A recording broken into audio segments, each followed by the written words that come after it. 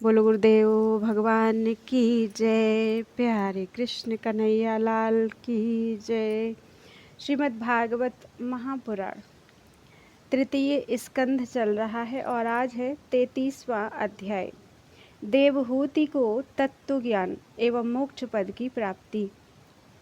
मैत्रेय जी कहते हैं, विदुर जी, श्री कपिल भगवान के ये वचन सुनकर करदम जी की प्रिय पत्नी माता देवहूति के मोह का पर्दा फट गया और वे तत्व प्रतिपादक सांख्य शास्त्र के ज्ञान की आधार भूमि भगवान श्री कपिल जी को प्रणाम करके उनकी स्तुति करने लगी। देवहूति जी ने कहा, कपिल जी, ब्रह्मा जी आपके ही नाभि कमल से प्रकट हुए थे। उन्होंने प्रलयकालीन जल में शयन करने वाले आपके पंचभूत इंद्रिय शब्दादि विषय और मनोमय विग्रह का जो सत्वादि गुणों के प्रवाह से युक्त सत स्वरूप और कार्य एवं कारण दोनों का बीज है, ध्यान ही किया था। आप निष्क्रिय सत्य संकल्प संपूर्ण जीवों के प्रभु तथा सहस्रों अचिंत्य शक्तियों से संपन्न हैं। अपनी शक्ति को गुण प्रवाह रूप से ब्रह्मादि अनंत मूर्तियों में विभक्त करके उनके द्वारा आप स्वयं ही विश्व की रचना आदि करते हैं। नाथ, यह कैसी विचित्र बात है कि जिनके उदर में प्रलय काल आने पर यह सारा प्रपंच लीन हो जाता है और जो कल्पांत में मायामय बालक का रूप धारण कर अपने चरण का अंगूठा चूसते हुए अकेले ही वटवृक्ष के पत्ते पर शयन करते हैं, उन्हीं आपको मैंने गर्भ में धारण किया। विभो, आप पापियों का दमन और अपने आज्ञाकारी भक्तों का अभ्युदय एवं कल्याण करने के लिए स्वेच्छा से देह धारण किया करते हैं। अतः जिस प्रकार आपके वराह आदि अवतार हुए हैं, उसी प्रकार यह कपिल अवतार भी मुमुक्षुओं को ज्ञान मार्ग दिखाने के लिए हुआ है। भगवान, आपके नामों का श्रवण या कीर्तन करने से तथा भूले भटके कभी कभी आपका वंदन या स्मरण करने से ही कुत्ते का मांस खाने वाला चांडाल भी सोमयाजी ब्राह्मण के समान पूजनीय हो सकता है। फिर आपका दर्शन करने से मनुष्य कृतकृत्य हो जाए तो इसमें कहना ही क्या है। अहो, वह चांडाल भी इसी से सर्वश्रेष्ठ है कि उसकी जिह्वा के अग्रभाग में आपका नाम विराजमान है।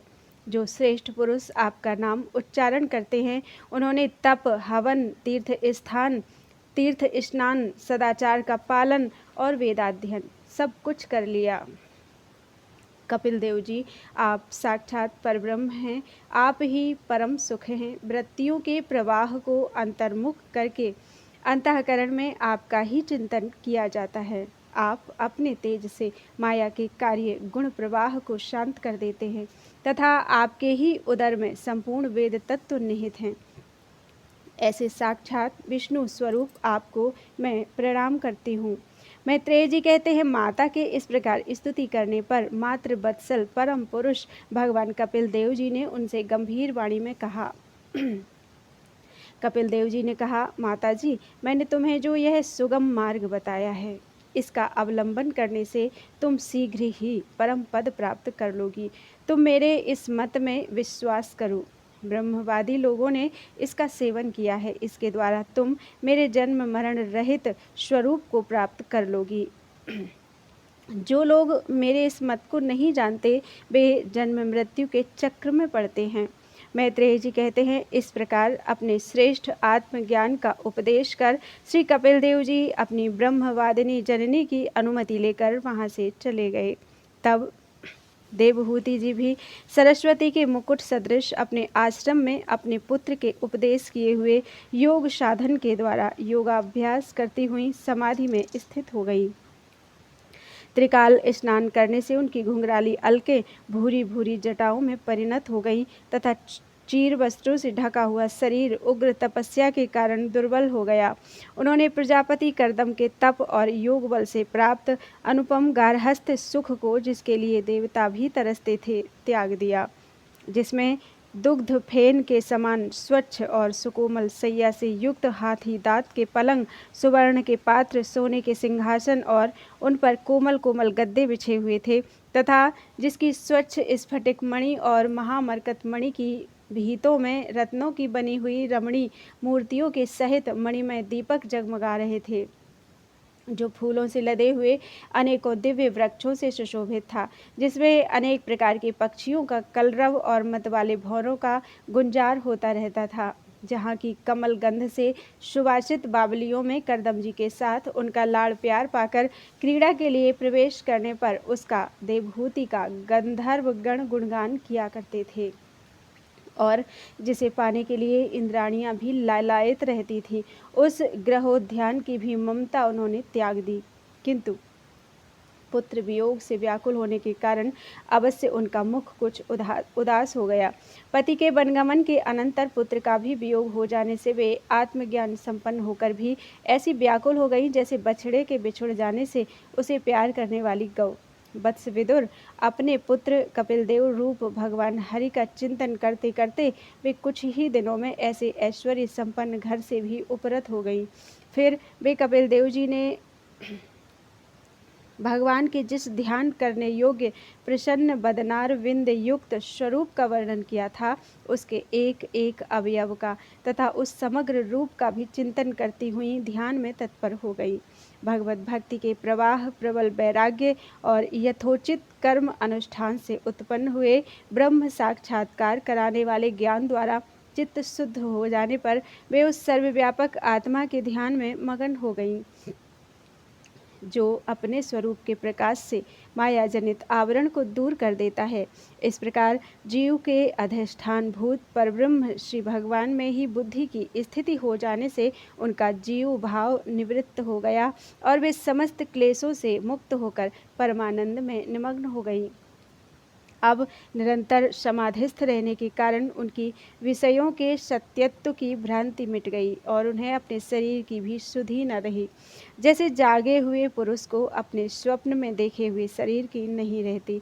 उनके शरीर का पोषण भी दूसरों के द्वारा ही होता था, किंतु किसी प्रकार का मानसिक क्लेश न होने के कारण वह दुर्बल नहीं हुआ। उसका तेज और भी निखर गया और वह मैल के कारण धूमयुक्त अग्नि के समान सुशोभित होने लगा। उनके बाल बिथुर गए थे और वस्त्र भी गिर गया था, तथापि निरंतर श्री भगवान में ही चित्त लगा रहने के कारण उन्हें अपने तपो योगमय शरीर की कुछ भी सुधि नहीं थी। केवल प्रारब्ध ही उसकी रक्षा करता था।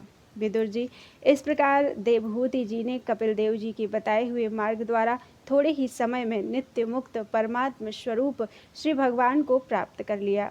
वीरवर, जिस स्थान पर उन्हें सिद्धि प्राप्त हुई थी वह परम पवित्र क्षेत्र त्रिलोकी में सिद्ध पद नाम से विख्यात हुआ। साधु स्वभाव विदुर जी, योग साधन के द्वारा उनके शरीर के सारे दैहिक मल दूर हो गए थे। वह एक नदी के रूप में परिणत हो गया, जो सिद्धगण से सेवित और सब प्रकार की सिद्धि देने वाली है। महायोगी भगवान कपिल जी भी माता जी की आज्ञा लेकर पिता के आश्रम से ईशान कोण की ओर चले गए। वहां स्वयं समुद्र ने उनका पूजन करके उन्हें स्थान दिया। वे तीनों लोगों को शांति प्रदान करने के लिए योग मार्ग का अवलंबन कर समाधि में स्थित हो गए। सिद्ध, चारण, गंधर्व, मुनि और अप्सरागण उनकी स्तुति करते हैं तथा सांख्याचार्य गण भी उनका सब प्रकार स्तवन करते रहते हैं। निष्पाप विदुर जी, तुम्हारे पूछने से मैंने तुम्हें यह भगवान कपिल और देवहूति का परम पवित्र संवाद सुनाया। यह कपिल देव जी का मत आध्यात्म योग का गूढ़ रहस्य है। जो पुरुष इसका श्रवण या वर्णन करता है वह भगवान गरुड़ ध्वज की भक्ति से युक्त होकर शीघ्र ही श्रीहरि के चरणारविंदों को प्राप्त करता है। तीसरा स्कंध पूरा हुआ। हरिओम तत्सत। बोलो वृंदावन बिहारी लाल की जय। त्वदीयं वस्तु गोविंदम तुभ्यमेव समर्पितम्।